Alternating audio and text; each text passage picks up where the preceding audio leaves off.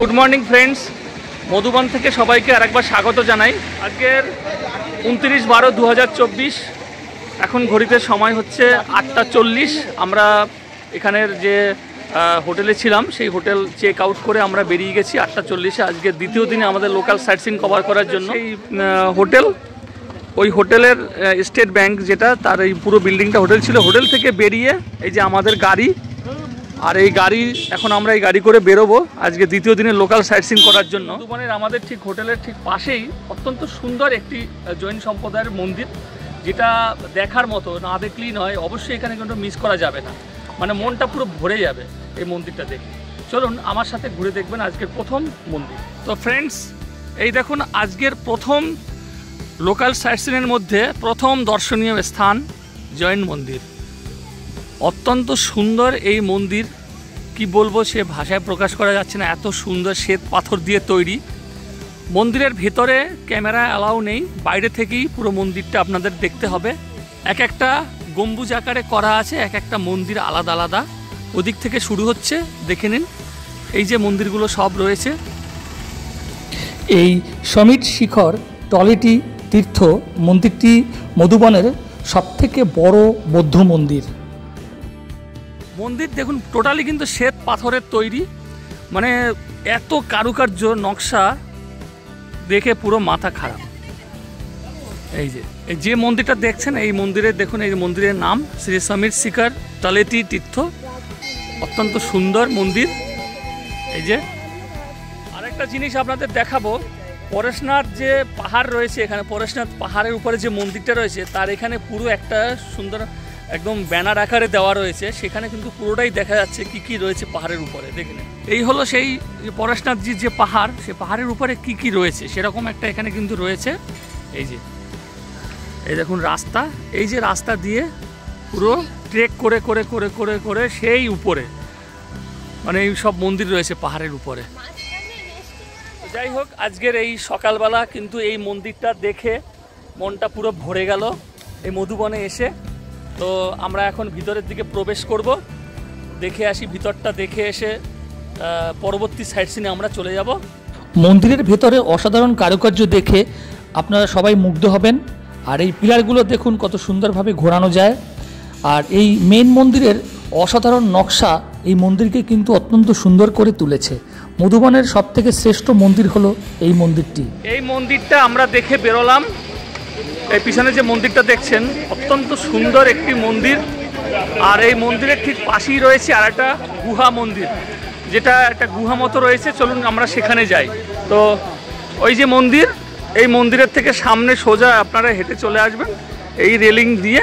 এদিকটায় রয়েছে সেই গুহা। চলুন দেখা যাক। পুরো পাহাড় কিন্তু রয়েছে, জঙ্গল রয়েছে। আর এই যে এদিকটা কিন্তু এগুলো সব কিন্তু মানে থাকার জন্য ধর্মশালা টাইপের এগুলো সব। আর এই যে এইদিকে হচ্ছে মন্দিরটা। ওয়াও, টোটালটাই কিন্তু পুরো শ্বেত পাথরের কাজ। শ্বেত পাথরের উপরে এত সুন্দর খোদাই করে কাজ করেছে। আর 2004 সাল থেকে এখানে কাজ চলছে। অলরেডি 20 বছর পার হয়ে গেছে, বলছে আরও 10-15 বছর লাগবে পুরো কমপ্লিট হতে। তো অবশ্যই কিন্তু এটা আসি দেখবেন এই মধুবনে। এই মন্দিরটা মানে অত্যন্ত সুন্দর। এই গুহা মন্দিরটাও অত্যন্ত সুন্দর। মেইন মন্দিরের ঠিক পাশেই অবস্থিত এই মন্দিরটি। এইটা হচ্ছে গুহা মন্দির। ফ্রেন্ডস, ঘড়িতে বাজে এখন 10টা 5। আমরা এসে পৌঁছেছি মধুবনে। পরেশনাথ পাহাড় যেটাকে বলা হয়, তার যে ট্রেকিং পয়েন্ট, সেই ট্রেকিং পয়েন্টের সামনে এখন রয়েছি। আজকে ট্রেকিং করব না, আমাদের হাতে সময় নেই, যেহেতু আমরা মাইথন ঘুরবো। শুধুমাত্র আপনাদেরকে এই পয়েন্টসটা দেখিয়ে দিই। সামনেটা দেখা যাচ্ছে, ওটা হচ্ছে ট্রেকিং পয়েন্ট, এখান থেকে শুরু হচ্ছে। চলুন সামনের দিকে এগিয়ে যাই। তো এই পরেশনাথ পাহাড়ে ট্রেকিং করার জন্য এই যে এরকম লাঠি এখানে পাওয়া যায়। পুজো দেওয়ার জন্য আপনি এখানে সামগ্রী পেয়ে যাবেন, যেগুলো নিয়ে আপনি উপরে উঠতে পারবেন। এই যে এখানে সব লেখা রয়েছে। আর এখানে এই যে বাইক দাঁড়িয়ে আছে, বাইকে করেও উপরে যাওয়া যায়। अच्छा, ये क्या है, बाइक लोग आप ऊपर ले जाते हैं ना? अच्छा, बोलिए तो आपका बाइक पे कितना आदमी बैठ सकता है? एक आदमी 3000 लेते हैं आना जाना पर आदमी का। एक आदमी तो बैठ सकता है। 3000 आना जाना। ये क्या फिक्स ना थोड़ा कम हो सकता है? काम भी चलता है। কম भी চলতে জানিয়ে রাখলাম যে এখানে এই যে বাইকগুলো পাওয়া যায়, একটা বাইকে একজন বসতে পারবে। আমি এবং এই যে আমার ছেলে এরকম টাইপের বাচ্চা হলে আপনারা দুজন পিছনে বসতে পারবেন। সেক্ষেত্রে আপনারা অবশ্যই কিন্তু বার্গেনিং করে নেবেন। এই যে বাইক উপরে পরেশনাথ মন্দির অবধি নিয়ে যাবে, ভালো করে বুঝে নিন। বাইকে করে যদি আপনি যান, বাইক আপনার টোটাল 17 কিলোমিটার যাবে। 17 কিলোমিটার যাওয়ার পরে 17 কিলোমিটারের পর থেকে আরও 10 কিলোমিটার আপনাকে হেঁটে যেতে হবে। হেঁটে যাওয়ার পরে মন্দির দেখে এসে আবার আপনি বাইকে করে আবার রিটার্ন এখানে চলে আসবেন। সেটা আপনার মোটামুটি 2000 থেকে 3000 অবধিও হতে পারে। এটা বার্গেনিং করে নেবে। এখান থেকে ট্রেকিং পয়েন্ট শুরু। চলে আসবে। আমাদের ফুল টিম কিছুটা আমরা ট্রেক করব। চলার জন্য কিন্তু এই যে লাঠি এখানে আপনি পেয়ে যাবেন, 40 টাকা দাম নেবে। আবার আপনি যদি এসে রিটার্ন করেন সেক্ষেত্রে আপনাকে 20 টাকা ফেরত দেবে। ট্রেকিং পয়েন্ট থেকে আমরা ট্রেক করা শুরু করলাম। এই উপরের দিকে যেতে হবে। রাস্তা কিন্তু দেখুন পুরো এইভাবেই কোনো ঢালাই রাস্তা রয়েছে। আর এই পাহাড়ের কিন্তু প্রচুর সময় লাগবে যেতে, যেটা বললাম অনেকটাই সময় লাগবে। অতএব এখানে সময় হাতে নিয়ে আসতে হবে। একটা দিন শুধু এই পাহাড়ে ট্রেক করার জন্য রাখলে আপনাদের ভালো হবে। মধুবনে এসে কিন্তু আমাদের সবারই ভালো লেগেছে। আর এই পরেশনাথ পাহাড়ে তো ট্রেক করাটা আর একটা বিশাল ব্যাপার। মানে এটা বাইকে করেও ট্রেক করতে পারবেন, আবার আপনি পায়ে হেঁটেও ট্রেক করতে পারবেন। এখন উপর থেকে কিন্তু এই যে দৃশ্য, আর এই যে ট্রেক করছি ঘুরে ঘুরে। দেখুন প্রচুর লোক কিন্তু এই যে পায়ে হেঁটে ট্রেক করে যাচ্ছে। হ্যাঁ, এইভাবে রাস্তা। এই যারা এই যে গিয়ে উপর থেকে ফিরে আসছে। आप पूरा गए थे एकदम ऊपर? नहीं गए ना, थोड़ा गया है ऊपर। এই দেখুন সব ট্রেক করতে উপরে উপরে যাচ্ছে। কিছু দূর অবধি যাচ্ছে আবার ফিরে চলে আসছে। পুরো তো যাওয়া সম্ভব না, তাই আমরাও যেমন আমাদের হাতেও সময় নেই, প্লাস এনার্জিও কম, অত দূর অবধি যাওয়া যাবে না। কিছু দূর অবধি আমরা যাচ্ছি, গিয়ে আবার ফেরত চলে আসবো। দেখুন উপর থেকে দেখুন এই যে নিচে আবার এই সমস্ত জায়গা রয়েছে। এখানে যেমন বসার জায়গা রয়েছে, এখানে আখের রস, এই যে এইসব জায়গায় বসার জায়গা রয়েছে, বসতে পারবেন। দেখুন কত লোক উপরের দিকে উঠছে। পরেশনাথ পাহাড়ে আমরা কিছু দূর অবধি ট্রেক করে ফিরে আসলাম। এখন ঘড়িতে বাজে 10:35, সকাল 10:35। এবার আমরা যাব আমাদের নেক্সট সাইটসিনের উদ্দেশ্যে। আমরা ব্রেকফাস্ট করার জন্য এসেছি। তো ব্রেকফাস্ট এখন এমন একটা টাইম হয়ে গেছে, 11:30 বাজে। এখানে থালি দিয়েছে, এই যে থালিটা সাদা ভাত, আলু ভাজা আর উচ্ছে ভাজা, একটা সবজি, ডাল, আর এখানে আছে পাঁপড়, চাটনি, আলুর চোখা আর হচ্ছে পেঁয়াজ। এই টোটাল থালিটা 100 টাকা নিচ্ছে। এরপরে আমরা নিয়েছি এখানে বাটার নান আর হচ্ছে চিলি পনির। এই যে এটা 1 প্লেট চিলি পনির নিয়েছি, 1 প্লেট দুজনকে ভাগ ভাগ করে দিয়েছি, আর 2টো করে বাটার নান। এগুলো আপনার 30 টাকা করে পিস। আর এই বাটার আর চিলি পনির আছে, চিলি পনির আপনার 140 টাকা।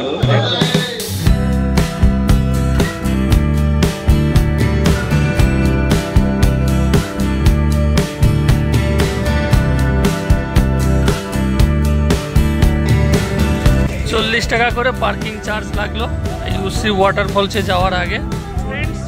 আমরা এখন রয়েছি ধানবাদের উশ্রী ওয়াটারফলসে। আমরা মধুবন থেকে দুপুর 12টার সময় রওনা দিয়েছিলাম, আর এখন ঘড়িতে সময় হচ্ছে দুপুর 1টা। 1 ঘন্টায় আমরা এই উশ্রী ওয়াটারফলসে এসে পৌঁছে গেছি। এই রাস্তা ধরে আমরা এসেছি। এসে দেখুন প্রচুর গাড়ি, আমাদের গাড়ি এখানে দাঁড়ালো, প্রচুর পার্কিং। এবার আমরা এই নিচের দিকে যাব উশ্রী ওয়াটারফলস দেখতে। সমস্ত খাবার দাবার রয়েছে প্রচুর পরিমাণে, প্রচুর ভিড়। এই যে দেখুন উশ্রী ওয়াটারফলস, সেই উপর থেকে এই একটা দিকে পড়ছে আর সেই ওদিকে আরেকটা পড়ছে, দুটো।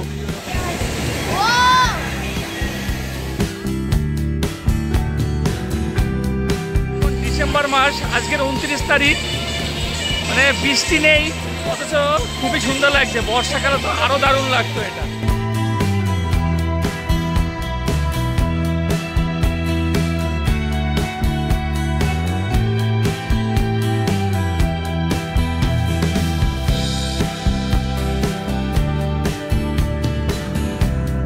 ওয়াটারফলস আমাদের দেখা হয়ে গেল। মোটামুটি 30 মিনিট লাগলো। এখানে বেশি সময় আপনারা দিতে পারেন, এখানে সবাই পিকনিক করছে। এই ফটো তুললাম, তুলে আমরা এখন বেরিয়ে যাবো মাইথনের উদ্দেশ্যে। ঘড়িতে এখন বাজে সময় 1:30। চলুন এবারে যাওয়া যাক মাইথনের উদ্দেশ্যে।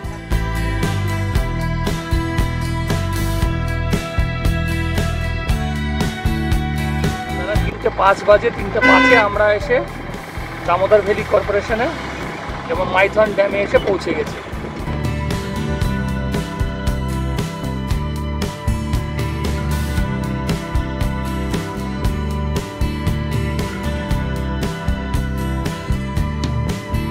এখন দেখছেন আপনারা দামোদর ভ্যালি কর্পোরেশনের এই সেই মাইথন ড্যামের আমরা পিছন দিকটায় রয়েছি। এই যে দিকটা শুকনো রয়েছে, মানে এই দিকটাতে জল ছাড়লে পুরো আমাদের ওয়েস্ট বেঙ্গলে পুরো জল ঢুকে যাচ্ছে। এই যে বন্যা হলো, এই সমস্ত কারণে, মানে এদিক থেকে জল এদিকে চলে যায়। তো আমরা এবারে এর উপরের দিকে যাব, মানে ওই জায়গাটায় আমরা যাব। তো আমরা এবারে এই ড্যামের যে লক গেটগুলো রয়েছে আমরা সেই দিকে এবারে যাচ্ছি। এই দেখুন পুরো কিন্তু জ্যাম, মানে প্রচুর গাড়ি ঢুকছে, প্রচুর গাড়ির জ্যাম। এই যে প্রচুর গাড়ি আমরা দেখতে পাচ্ছি। এই উপর থেকে দামোদর ভ্যালি কর্পোরেশনের আন্ডারে ওয়াটার পিউরিফিকেশন প্ল্যান্ট, এই যে নিচের দিকে, এটা এখন উপরে চলে এসেছি। এই দেখুন উপর থেকে টপ ভিউটা দেখাচ্ছি আপনাদেরকে।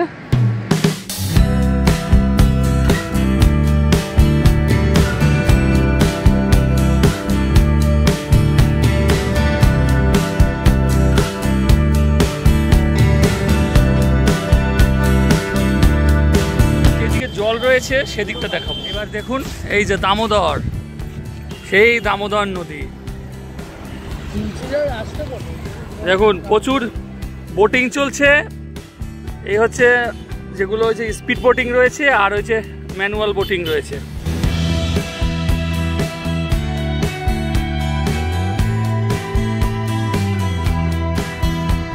এবারে চলুন আমরা দেখি লক গেটগুলো।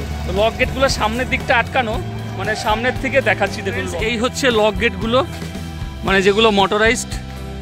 এই যে এগুলো মোটরের মাধ্যমে লক গেটগুলোকে তোলা হয়। লাস্ট মাথা অবধি যাব, দেখি যাই। মাইথন ড্যামে টোটাল 12টা লক গেট রয়েছে। 12টা লক গেটই আমরা পুরো ঘুরে দেখলাম, একদম এই মাথা পর্যন্ত এসেছি, শেষ মাথা পর্যন্ত। আবার এখন ওই দিকে চলে যাব। তো মাইথনের এখানে সব অটো রয়েছে, এগুলো করে বিভিন্ন জায়গায় এখানে লোকাল সাইট সিন করা যায়। আর আমরা এখন বোটিং করব।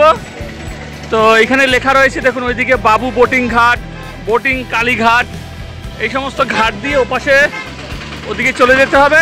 ওখানে গিয়ে আমরা বোটিং করতে পারবো। চলুন যাওয়া যাক। তো আমরা এই বাবু বোটিং ঘাটের দিকে যাচ্ছি, দেখি বোটিং করা যায় কিনা।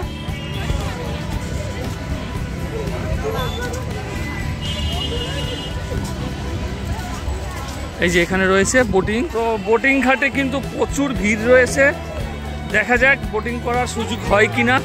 এখানে টিকিট কাউন্টার রয়েছে, আর ওই যে ওখানে কিন্তু স্পিড বোটগুলো রয়েছে। এটা হলো স্পিড বোট টিকিট কাউন্টার। এখানে রয়েছে যেমন ধরুন এই যে 150 টাকা পার পার্সন, মানে 3টে জায়গা ঘুরিয়ে নিয়ে আসবে একটা রাউন্ড। তারপরে 200 টাকা রয়েছে। তারপরে রয়েছে স্পেশাল ট্রিপ রয়েছে 3000 টাকা 6 জন, আর রুপিস 300 টাকা রয়েছে 6টা স্পট ঘুরে। 150 টাকার টিকিটটা কেটেছি, ওটাতে আমরা টোটাল 21 জন বসতে পারবো একটা স্পিড বোটে।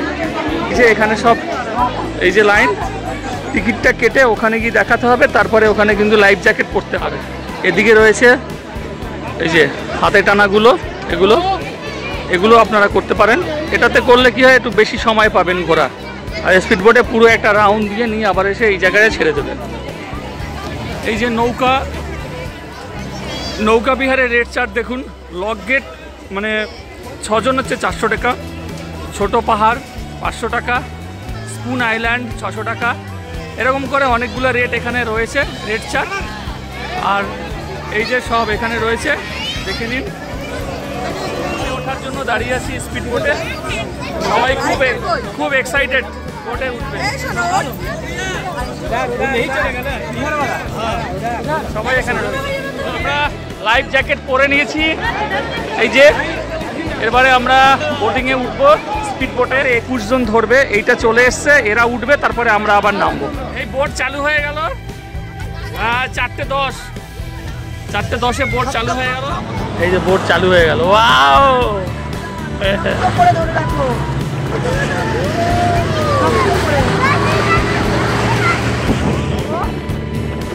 বসে আছে আমার ছেলে, এই যে দারুণ। আমরা এখানে বসে আছি সিটে। খুব ভয় লাগছে আমার। আমাদের ডান দিকে একটা দ্বীপ চলে যাচ্ছে, মানে এই দ্বীপটার পাশ দিয়ে কিন্তু আমাদেরকে টার্নিং করতে হবে। এই যে সব টার্নিং করছে। দারুণ এক্সাইটমেন্ট, দারুণ এক্সাইটমেন্ট। এই দেখুন সব পিছনে বাচ্চারা কিরকম মস্তি করছে। রকেটগুলো দেখা যাচ্ছে কিন্তু এই যে সবাই ওখানে দাঁড়িয়ে আছে, টাটা দিচ্ছে, টাটা। লকেটগুলো দেখুন, এই যে লকেট, টোটাল 12টা লকেট আছে এখানে। লকেটের পাশ দিয়ে যাচ্ছি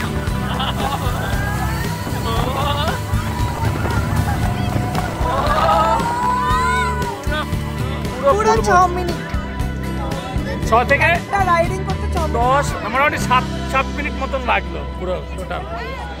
তো ফ্রেন্ডস, মাইথন ড্যাম দিয়েই আমাদের এই ধানবাদ ভ্রমণের ভিডিও শেষ হচ্ছে। মাইথন ছিল আমাদের লাস্ট সাইট সিন, এর সঙ্গে কল্যাণেশ্বরী মন্দির ছিল, কিন্তু আমাদের যেহেতু ট্রেন রয়েছে কুমারডুবি থেকে 5টায়, তাই আমরা ওটা স্কিপ করে গেলাম।